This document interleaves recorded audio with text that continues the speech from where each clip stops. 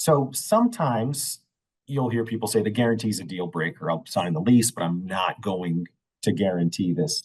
And what we really wanted to do here is say that there are ways around that. A guarantee need not be absolute. Most are. Most commonly encountered guarantee is going to be a unconditional continuing guarantee, which means that the guarantor, jointly and severally with the other guarantors that might have signed, is going to guarantee every cost and expense possibly incurred by the tenant under the lease, whether it be the amount of rent, additional utilities, CAM, or even liability. Somebody slips and falls, you're guaranteeing, any liability of the tenant. But they need not be.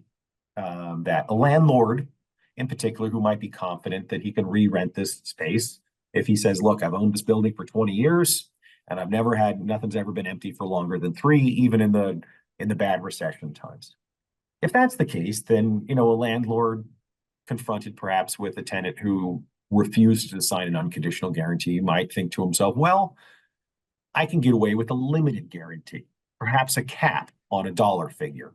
I will this guarantor can guarantee it up to $100,000, $200,000, or guarantee, all one full years of lease expenses. So you have these scenarios where it doesn't have to be a deal breaker. You have the option of having limited guarantees. Maybe it only covers damage to the premises. Maybe it only covers base rent. And so a landlord knows, well, at the very least, I have this person, who has decent financial record, and they're going to cover at least the base rent, for say 1 year after a default.